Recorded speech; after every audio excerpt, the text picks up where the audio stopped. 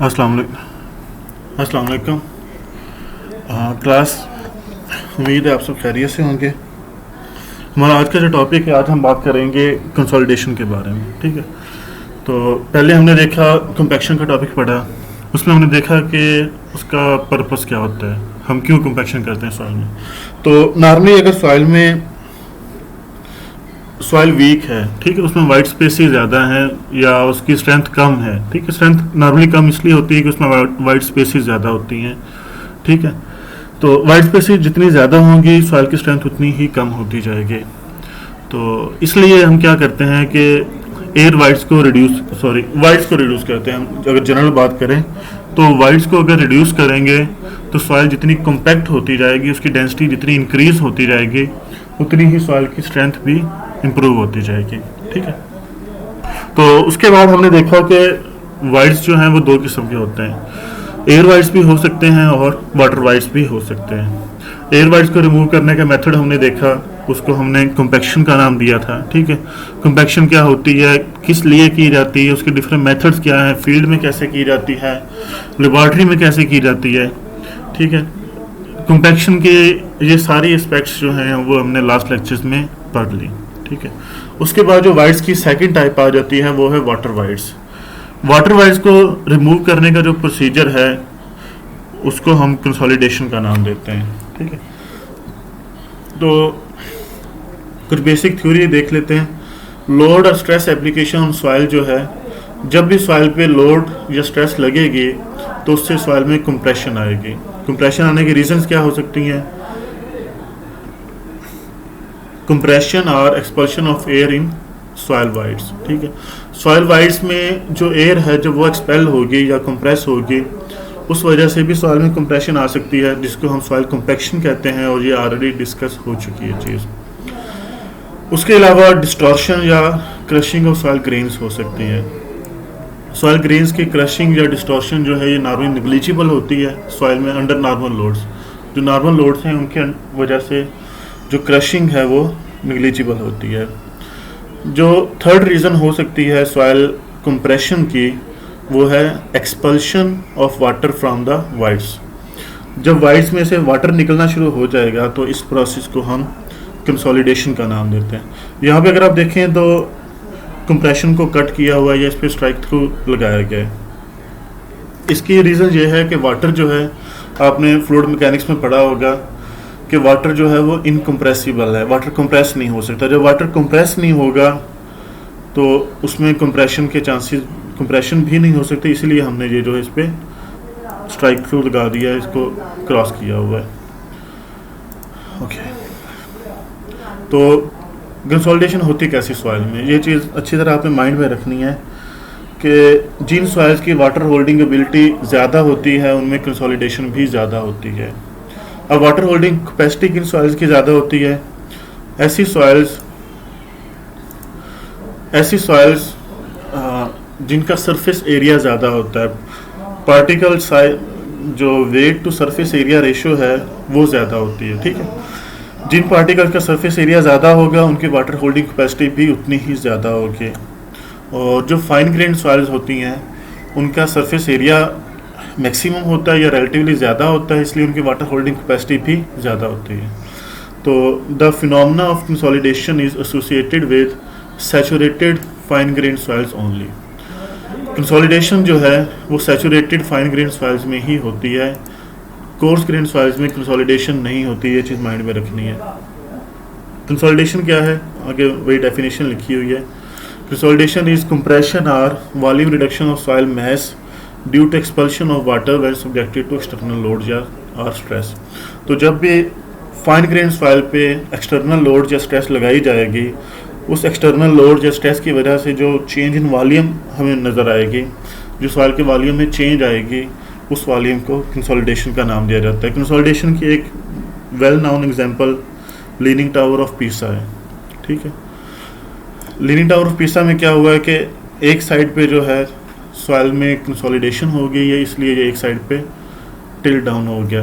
एक कंसोलिडेशन की एक ख़ास लिमिट होती है, उस लिमिट तक ही होती है। तो इसमें ये हुआ है कि कंसोलिडेशन जो है वो अपनी मैक्सिमम पोजीशन तक पहुंच गई है, ठीक है। तो इसलिए यहाँ पे रुक गई है इसमें कंसोलिडेशन। ओके, अगेन कंसोलिडेशन की अगर हम डेफिनेशन की बात करें तो हमने कहा था कि कंसोलिडेशन जो है वो सैचुरेटेड फाइन ग्रेन सॉइल्स में होती है, ठीक है। सैचुरेटेड फाइन ग्रेन का मतलब यह है कि सॉइल में एयर वाइड्स जो हैं वो ज़ीरो होंगे, जितनी भी वाइड स्पेसिस हैं वो सारी वाटर से फिल होंगे, ठीक है। कुछ इस तरह की कंडीशन होगी हमारे पास। तो अगर उसको सेपरेटली हम देखें तो हमारे पास एक साइड पे जो है वाटर होगा टॉप पे और बॉटम पे सॉलिड मटेरियल होगा, जैसे हमने कंपैक्शन के केस में देखा था। उसके बाद जब इसको कंसोलिडेशन की जाएगी, सॉइल कंसोलिडेट होगी, तो क्या होगा कि उसका वॉल्यूम जो है वो रिड्यूस हो जाएगा। वॉल्यूम रिड्यूस होगा तो जो सॉलिड्स हैं उनका वॉल्यूम तो रिड्यूस हो नहीं सकता, ठीक है। सॉलिड्स का वॉल्यूम तो कांस्टेंट रहेगा, इसलिए जो है जो वॉल्यूम चेंज आएगी वो सारी की सारी वॉल्यूम चेंज जो है वो सिर्फ वाटर में आ रही होगी। सॉलिड फेज जो है वो इसका एज इट इज़ रहेगा, उसका वॉल्यूम सेम रहेगा। कंसोलिडेशन से होता क्या है, ज़ाहिर बात है वॉल्यूम चेंज होगा। वॉल्यूम चेंज होगा तो सॉइल में सेटलमेंट्स होंगी। जब सॉइल में सेटलमेंट्स होंगी तो वो स्ट्रक्चर को डैमेज कर सकती हैं। सेटलमेंट्स की नॉर्मली दो टाइप्स होती हैं, यूनिफॉर्म सेटलमेंट्स भी हो सकती हैं और डिफरेंशियल सेटलमेंट्स भी हो सकती हैं। यूनिफॉर्म सेटलमेंट का मतलब है कि सॉइल जो है, बिल्डिंग जो है, पूरा स्ट्रक्चर वो हर पॉइंट पे इक्वली सेटल डाउन हो रहा है।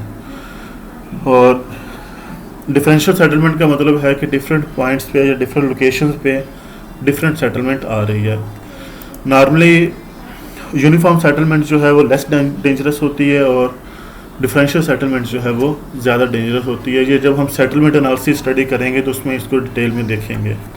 तो आपने सिर्फ इतना माइंड में रखना है कि कंसोलिडेशन की वजह से सॉइल में सेटलमेंट्स हो सकती हैं, बल्कि डेफिनेटली सेटलमेंट्स होंगी।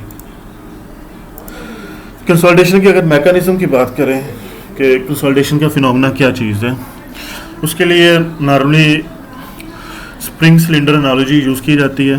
स्प्रिंग सिलेंडर मॉडल को हम यूज़ करते हैं, इसकी एग्जांपल यूज़ करते हैं।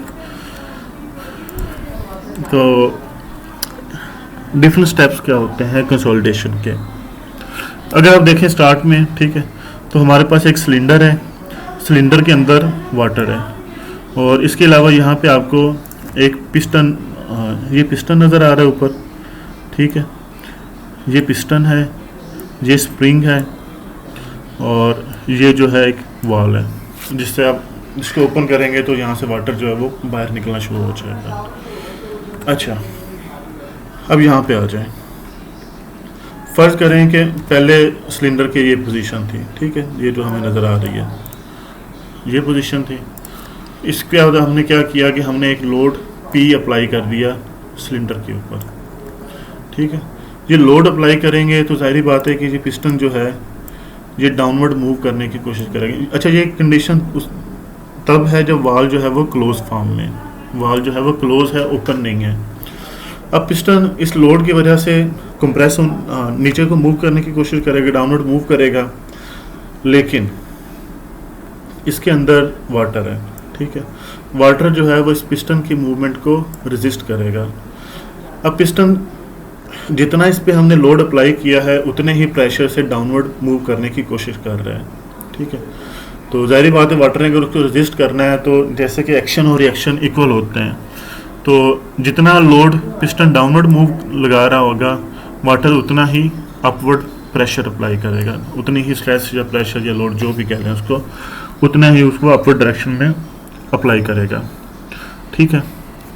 तो जो टोटल लोड है, टोटल लोड हमारे पास P है, उसका कुछ पोर्शन जो है वो स्प्रिंग कैरी करेगा थ्रू द पिस्टन, ठीक है, क्योंकि पिस्टन आपको पता है स्प्रिंग के साथ अटैच्ड है। तो अगर पिस्टन डाउनवर्ड मूव करेगा तो उसको स्प्रिंग भी रेजिस्ट करने की कोशिश करेगा, वाटर भी रेजिस्ट करेगा और कुछ लोड जो है वो वाटर कैरी करेगा। तो total load is equal to load carried by the spring plus load carried by the water. तो टोटल लोड जो है वो इन दो वाटर और स्प्रिंग मिल के कैरी कर रहे हैं। जब वाल क्लोज है, टाइम ज़ीरो है, ठीक है, इनिशियल ये हम टेस्ट स्टार्ट कर रहे हैं, उस वक्त क्या होगा, स्प्रिंग पे लोड ज़ीरो होगा, ठीक है, क्योंकि ना ही ये पिस्टन डाउनवर्ड मूव कर रहा है और ना ही स्प्रिंग पे कोई प्रेशर आ रहा है। जितना लोड अप्लाई किया था वो सारे के सारा लोड जो है वो वाटर रेजिस्ट कर रहा होगा। तो ये टाइम ज़ीरो कंडीशन है हमारे पास। उसके बाद क्या होगा कि हमने वाल को ओपन कर दिया। वाल को ओपन करेंगे तो यहाँ से वाटर निकलना शुरू हो जाएगा। जब वाटर यहाँ से निकलता जाएगा तो पिस्टन जो है वो डाउनवर्ड मूव करना शुरू हो जाएगा। पिस्टन डाउनवर्ड मूव करेगा, प्रेशर जो है वो स्प्रिंग पे ट्रांसफ़र होने लगेगा, ठीक है। तो पहले लोड जो है वो वाटर ने कैरी किया हुआ था, अब लोड जो है वो कुछ वाटर कैरी करेगा, कुछ लोड जो है वो स्प्रिंग कैरी कर रहा होगा। तो जब वाल्व ओपन होगा उस कंडीशन में load carried by the spring is greater than zero, zero से ज़्यादा होगा, कुछ ना कुछ उसकी वैल्यू होगी। और जो load carried by the water है वो टोटल लोड से लेसर होगा, क्योंकि कुछ लोड जो है वो स्प्रिंग कैरी कर रहा है, कुछ लोड जो है वो पिस्टन वाटर कैरी कर रहा है, लेकिन टोटल लोड जो है अगेन वो कांस्टेंट ही रहेगा, ठीक है। जब आपने वाल्व क्लोज कर दिया तो ये सिचुएशन हमारे पास आ गई। उसके बाद एक स्टेज ऐसी आएगी कि लोड जो है वो स्प्रिंग पे बढ़ता जाएगा और वाटर पे रिड्यूस होता रहेगा, और एक ऐसी कंडीशन आएगी जिसको एक्विलिब्रियम कंडीशन कहा जाता है। उस कंडीशन में क्या होगा कि सारे का सारा लोड जो है वो स्प्रिंग पे ट्रांसमिट हो जाएगा और load carried by the water जो है वो ज़ीरो हो जाएगा। जितना एक्सेस प्रेशर आया था, जितना एक्सेस स्ट्रेस डेवलप हुई थी वाटर में, वो वाटर का लोड निकल जाएगा और लोड जो है वो स्प्रिंग के ऊपर आ जाएगा, ठीक है। तो ये हमारे पास नॉर्मली कंसोलिडेशन का सिनेरियो होता है।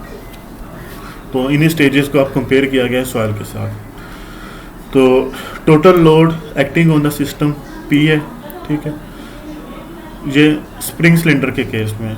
और अगर सॉइल की बात करें तो total stress acting on the soil में एस जो है वो सिग्मा के इक्वल हो गए। Load carried by the water P W, और सॉइल के केस में stress carried by the water क्या होगी, उसको पोर वाटर प्रेशर कहा जाता है, जिसको यू से शो करते हैं हम। इसी तरह load carried by the spring जो है वो पी एस है, ठीक है। और सॉइल के केस में क्या हो जाएगा, stress carried by the soil particles equal to effective stress, और इसको सिग्मा डैश से शो किया रहता है। अगेन स्प्रिंग के केस में क्या था, total load is equal to load carried by the spring plus load carried by the water. और सॉइल के केस में क्या होता है, total stress is equal to effective stress plus pore water pressure. तो load carried by the spring जो है वो किसके इक्वल हो जाएगा, total load minus load carried by the water, और अफेक्टिव स्ट्रेस जो है वो क्या आ जाएगी, टोटल स्ट्रेस माइनस पोर वाटर प्रेशर। अच्छा, एक चीज़ यहाँ पे आपने माइंड में रखनी है कि पोर वाटर प्रेशर की मैक्सिमम वैल्यू जो है, या अगर यहाँ पे हम बात करें तो load carried by the water की मैक्सिमम वैल्यू जो है वो अप्लाइड लोड के इक्वल हो सकती है।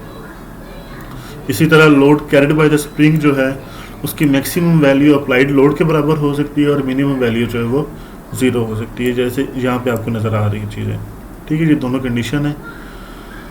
तो ये सिनेरियो आ जाता है हमारे पास कंसोलिडेशन का, ठीक है। अच्छा, तो अगेन उसकी एप्लीकेशन को अगर हम देखें, similar phenomena occurs when load is applied on a saturated clay deposit. और सैचुरेटेड क्ले डिपॉजिट है, इसका मतलब इसकी परमेबिलिटी जो है वो वेरी लो होगी। Load is first taken by the water only, जैसे कि हमने स्प्रिंग एनालॉजी में देखा था कि लोड जो है वो पहले वाटर पे आएगा, उसके बाद लोड आने से एक्सेस पोर प्रेशर डेवलप होगा। एक्सेस पोर प्रेशर जो है वो स्लोली डिसिपेट होता जाएगा। एक्सेस पोर प्रेशर डिसिपेट होता जाएगा और लोड जो है वो ग्रेजुअली सॉइल पे ट्रांसमिट होने लगेगा, और सॉइल पे जो लोड की वैल्यू है वो इंक्रीज़ होती जाएगी और एक्सेस पोर प्रेशर की वैल्यू जो है वो डिक्रीज़ होती जाएगी। After some time excess pore pressure is completely dissipated through voids and the load is carried only by the soil particles. तो जैसे हमने स्प्रिंग सिलेंडर में देखा था कि स्टार्ट में सारे का सारा लोड जो है वो वाटर पे आता है, उसके बाद वाटर जो है वो डिसिपेट होने लगता है, रिमूव होने लगता है, और कुछ टाइम गुजरने के बाद एक्विलिब्रियम कंडीशन अचीव हो जाती है, जिस कंडीशन में लोड जो है वो सारे के सारा स्प्रिंग पे ट्रांसमिट हो चुका होता है और load carried by the water जो है वो ज़ीरो होता है। यही चीज़ सॉइल के केस में होती है, पहले सारा लोड जो है वाटर कैरी करता है, उसके बाद वाटर जो है वो पोर्स के थ्रू डिसिपेट होना शुरू हो जाता है और लोड जो है वो सॉइल पे ट्रांसमिट होने लगता है, और अल्टीमेटली हमारे पास एक ऐसी कंडीशन आती है कि सारे का सारा लोड जो है वो सॉइल पार्टिकल्स कैरी कर रहे होते हैं और वाटर पे जो प्रेशर है वो ज़ीरो होता है। ठीक है, ओके।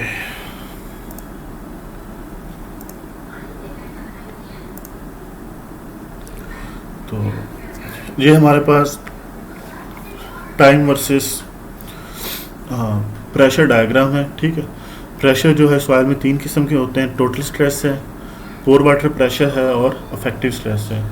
टोटल स्ट्रेस को आप इस तरह कह सकते हैं कि टोटल डाउनवर्ड फोर्स जो है उसको टोटल स्ट्रेस कहा जाता है, वो जो वाटर का प्रेशर होगा उसको पोर वाटर प्रेशर कहा जाएगा, और जो नेट डाउनवर्ड फोर्स होगी उसको हम अफेक्टिव स्ट्रेस कहते हैं। इसको हम डिटेल में पढ़ेंगे जब हम स्ट्रेसेस इन सॉइल मैस को डिस्कस कर रहे होंगे। तो अभी के लिए बस इतना ही माइंड में रखें कि 3 टाइप्स की स्ट्रेसेस हो सकती हैं। तो इस कर्व में हमारे पास जो ब्लैक लाइन है, ठीक है, ये ब्लैक लाइन जो है ये शो कर रही है टोटल स्ट्रेस को। ठीक है, उसके बाद रेड लाइन जो है वो पोर प्रेशर को शो कर रही है और ग्रीन लाइन जो है वो अफेक्टिव स्ट्रेस को शो कर रही है। अच्छा, अब और एक्स एक्सिस पे हमारे पास टाइम पीरियड है। जब वाल्व क्लोज है, ठीक है, वाल्व क्लोज है तो जैसे ही आपने वाल्व क्लोज है तो पहली कंडीशन ये है, ठीक है, ये पहली कंडीशन है। उसके बाद जब आपने लोड अप्लाई कर दिया सॉइल पे तो क्या होता है कि वो लोड सारे का सारा जो है वो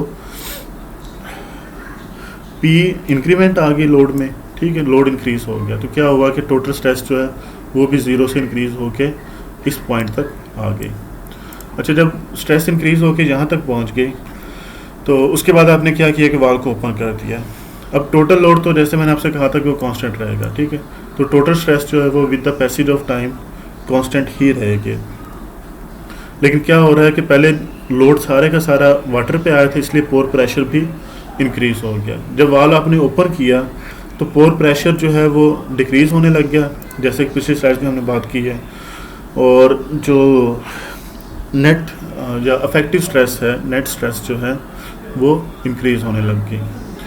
पोर प्रेशर अपनी मैक्सिमम वैल्यू पी के इक्वल गया और इफेक्टिव स्ट्रेस जो वो ज़ीरो पे थे। इफेक्टिव स्ट्रेस इंक्रीज होती गई और अल्टीमेटली डेल्टा सिग्मा या एडिशनल स्ट्रेस के इक्वल हो गई, और पोर प्रेशर जो है उसकी वैल्यू रिड्यूस होती गई और अल्टीमेटली ये ज़ीरो पे आ गई, और ये हमारे पास एक्विलिब्रियम कंडीशन आ गई।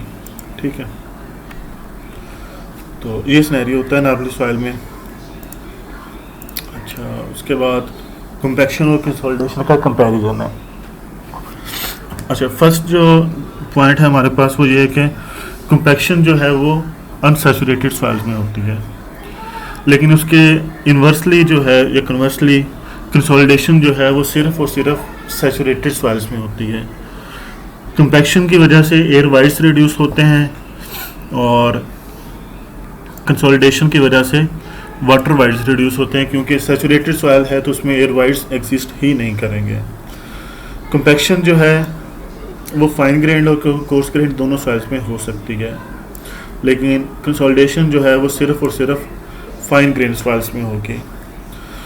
इसी तरह कंपैक्शन जो है वो स्पॉन्टेनियस प्रोसेस है, इंस्टेंटेनियस प्रोसेस है, इमीडिएटली सॉइल जो है वो कंपैक्ट हो जाती है। इसके ऑपोजिट जो है कंसोलिडेशन जो है वो टाइम टेकिंग प्रोसेस है, टाइम डिपेंडेंट है, और and it can take over 100 of years to complete. Normally 300 साल, 400 साल या 500 साल तक भी लग सकते हैं कंसोलिडेशन प्रोसेस को कंप्लीट होने में। इसी तरह कंपैक्शन जो है वो रोलिंग, टैंपिंग और वाइब्रेशन वगैरह से के ज़रिए अचीव की जाती है, जबकि कंसोलिडेशन के लिए हम नॉर्मली स्टैटिक वेट जो है या स्टैटिक लोडिंग यूज़ करते हैं। तो ये हमारे पास डिफरेंसेस थे कंपैक्शन और कंसोलिडेशन के लिए। पेपर पॉइंट ऑफ व्यू से ये काफ़ी इंपॉर्टेंट चीज़ है, ठीक है, नॉर्मली अक्सर पेपर्स में ये क्वेश्चन आ जाता है, तो इसको ज़रा अच्छी तरह देख लीजिएगा। वैसे आपको पता भी होना चाहिए कि कंपैक्शन और कंसोलिडेशन में क्या डिफरेंस है। अच्छा, उसके बाद कुछ टर्मिनोलॉजीज़ हैं जो नॉर्मली हम यूज़ करते हैं कंसोलिडेशन में। तो फर्स्ट टर्म जो हम यूज़ करते हैं वो है मैग्नीट्यूड ऑफ कंसोलिडेशन सेटलमेंट। तो मैग्नीट्यूड ऑफ कंसोलिडेशन सेटलमेंट जो है ये नॉर्मली कंप्रेशन इंडेक्स से शो की जाती है, और इसके लिए जो हम सिंबल यूज़ करते हैं उसको हम CC कहते हैं। ठीक है, CC जो है वो मैग्नीट्यूड ऑफ कंसोलिडेशन सेटलमेंट या कंप्रेशन इंडेक्स को शो कर रही होती है। सेकंड सिंबल जो है वो है रेट ऑफ कंसोलिडेशन सेटलमेंट। तो रेट ऑफ कंसोलिडेशन सेटलमेंट जो है वो नॉर्मली डिपेंड करता है परमेबिलिटी और कंप्रेसिबिलिटी ऑफ सॉइल पे। ठीक है, and it is expressed in terms of coefficient of consolidation CV। तो कोफिशिएंट ऑफ कंसोलिडेशन जो है ये टाइम रेट ऑफ कंसोलिडेशन को शो कर रहे हैं। इसी तरह नेक्स्ट हमारे पास जो टर्मिनोलॉजीज़ हैं, ये फार्मूले बहुत इंपॉर्टेंट है, इनको अपने अच्छी तरह माइंड में रखना है। ठीक है, तो नेक्स्ट हमारे पास जो फार्मूला आ जाता है वो है smaller t is equal to capital T into h² over CV। Smaller t क्या है? Time required for any degree of consolidation. CV coefficient of consolidation, जैसे पिछली स्लाइड में हमने डिस्कस किया। h जो है that one is length of drainage path, और h को अगर आप देखो h is equal to T for one way drainage and h is equal to T/2 for two way drainage. अच्छा, यहाँ पे ये T जो है, इस T को और इस T को कंफ्यूज नहीं करना। ये T जो है ये टाइम को शो कर रहा है कि कंसोलिडेशन के लिए हमें कितना टाइम लगेगा, और ये जो T है ये T लेयर की थिकनेस को शो कर रहा है। ठीक है, इसको कंफ्यूज नहीं करना। अच्छा, अब इसका क्या मतलब है कि h is equal to T for one way drainage and h is equal to T/2 for two way drainage. अच्छा, इस पर बात कर लेते हैं। अगर ये एग्जांपल ले लें हम, यहाँ पे आप देखें तो सेंटर में हमारे पास क्ले लेयर है। ठीक है, ग्राउंड वाटर टेबल इससे हायर लेवल पे, तो इसका मतलब कि क्ले लेयर जो है वो सैचुरेटेड ही होगी। क्ले के टॉप पे भी सैंड है और क्ले के बॉटम पे भी सैंड है। सैंड आपको पता है कोर्स ग्रेन सॉइल है, और कोर्स ग्रेन सॉइल्स में वाइट स्पेसेस ज़्यादा होती हैं। जब वाइट स्पेसेस ज़्यादा होंगी तो वहाँ से वाटर पास कर सकता है। ऐसी सॉइल्स जिनमें से वाटर पास कर सकता है उनको हम कहते हैं कि ये परमिएबल सॉइल्स हैं। Coarse grain soil normally permeable होती हैं और फाइन ग्रेन सॉइल्स जो हैं वो इम्परवियस होती हैं। ठीक है, तो अब इस सिनेरियो में क्या होगा? सेंटर में क्ले लेयर है जिसमें कंसोलिडेशन होनी है, इसके टॉप पे भी सैंड है, इसके बॉटम पे भी सैंड है। टॉप पे भी परमिएबल लेयर है, बॉटम पे भी परमिएबल लेयर है। जब टॉप और बॉटम पे परमिएबल लेयर्स होंगी तो इसका मतलब है कि वाटर जो है वो टॉप की तरफ भी मूव कर सकता है, बॉटम की तरफ भी मूव कर सकता है। तो वाटर की जो ड्रेनेज है वो दोनों तरफ हो सकती है, टू वे हो सकती है। तो इस केस में अब क्या होगा, मैं आपको ऐसे कर दिखा देता हूँ। फर्स्ट करेंगे, ये आपकी सेंटर लाइन है। ठीक है, सेंटर लाइन के अप साइड पे जो वाटर होगा वो ऊपर को मूव करेगा, सेंटर लाइन के डाउन साइड पे जो वाटर होगा वो डाउनवर्ड मूव कर जाएगा। तो अगर हम ये देखें कि वाटर ने कितना डिस्टेंस कवर किया है क्ले लेयर से निकलने के लिए, तो वो नॉर्मली क्ले लेयर का हाफ होगी। ठीक है, टोटल थिकनेस का हाफ डिस्टेंस कवर कर रहा होगा वाटर, जो मैक्सिमम डिस्टेंस कवर कर रहा है। ठीक है, तो टू वे ड्रेनेज के केस में क्या होता है कि हमारे पास distance covered by the water या टू वाटर जो डिस्टेंस कवर कर रहा है, ठीक है, वो हाफ थिकनेस के इक्वल होता है। इसी तरह अगर सिनेरियो ऐसा हो कि नीचे इम्परवियस लेयर होती, ठीक है, अगर नीचे इम्परवियस लेयर है जिसके ऊपर इम्परवियस लेयर है, मीन कि एक साइड पे परवियस लेयर है और एक साइड पे इम्परवियस लेयर है, तो उस केस में क्या होगा कि सारे का सारा वाटर जो है वो इस एंड से मूव करना स्टार्ट करेगा और टोटल डिस्टेंस को कवर कर रहा होगा। तो उस केस में लेंथ ऑफ ड्रेनेज पाथ जो है वो टोटल थिकनेस के इक्वल होगी। ठीक है, तो ये चीज़ माइंड में रखनी है। तो H जो है वन वे ड्रेनेज होगी तो उसमें टोटल थिकनेस के इक्वल होगा, total thickness of the layer, और अगर टू वे ड्रेनेज है तो हाफ थिकनेस के इक्वल होगा। और T is equal to thickness of consolidating soil layer. इसी तरह कैपिटल T जो है इसको हम टाइम फैक्टर कहते हैं, और ये स्मॉलर u जो है ये डिग्री ऑफ कंसोलिडेशन को शो कर रहा है। कैपिटल T फाइंड करने के दो फार्मूले हैं। अगर डिग्री ऑफ कंसोलिडेशन जो है वो 60% से लेसर है तो T का हम ये फार्मूला यूज़ करते हैं, और अगर डिग्री ऑफ कंसोलिडेशन 60% से ज़्यादा है तो T का ये फार्मूला यूज़ किया जाता है। अगर if u is lesser then और equal to 60% then capital T is equal to π/4 into u/100 square. and if u is greater than 60%, then capital T is equal to 1.781 minus 0.933 into log of 100 minus u। ठीक है, तो ये capital T का formula याद mind में रखना है आपने। इसमें अब डिग्री ऑफ कंसोलिडेशन क्या है इसको देख लेते हैं, यहीं पे कुछ है इसके लिए या नहीं है।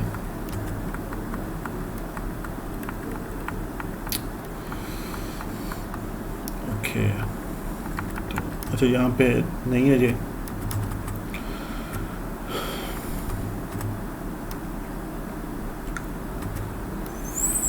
अच्छा, डिग्री ऑफ कंसोलिडेशन जो है यहाँ पे कोई स्लाइड मुझे नज़र नहीं आई।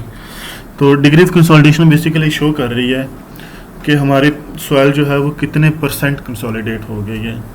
यू 60% का मतलब क्या है? ठीक है, फ़र्ज़ करें कि हमने सॉइल पे लोड अप्लाई किया, जितना भी लोड अप्लाई किया उसकी वजह से सॉइल में जो सेटलमेंट आनी है, टोटल कंसोलिडेशन सेटलमेंट आनी है वो 100 मिलीमीटर है।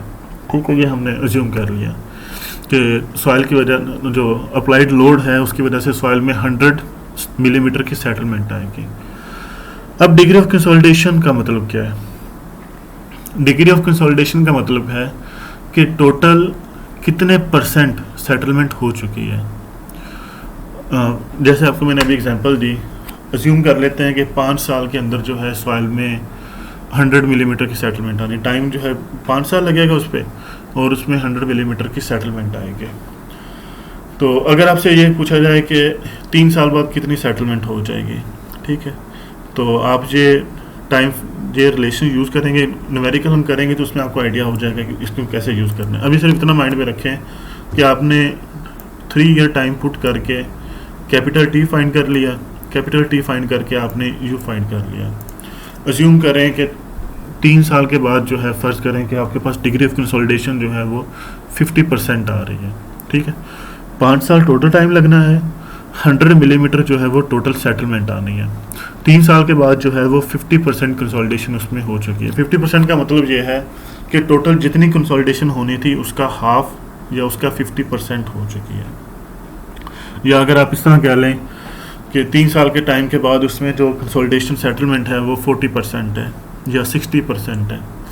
तो इसका मतलब है कि वो जो टोटल सेटलमेंट उसमें 100 मिलीमीटर की होनी थी उसका 40% अचीव हो चुका है, या उसका 60% अचीव हो चुका है, मतलब जितने भी हम एग्जांपल ले रहे हैं। तो degree of consolidation basically show कर रहा है कि टोटल कंसोलिडेशन सेटलमेंट का कितने परसेंट अचीव हो चुका है। अगर टोटल कंसोलिडेशन सेटलमेंट जो है वो 150 मिलीमीटर थी और हम कहते हैं कि 50% कंसोलिडेशन सेटलमेंट हो चुकी है, तो इसका मतलब है कि 75 मिलीमीटर उसमें कंसोलिडेशन सेटलमेट हो चुकी होगी। ठीक है, तो इस चीज़ को नॉर्मली डिग्री ऑफ कंसोलिडेशन कहा जाता है। इसको यू से शो करते हैं और टी के साथ इसका जो रिलेशन है वो आपके सामने है। ठीक है, अच्छा,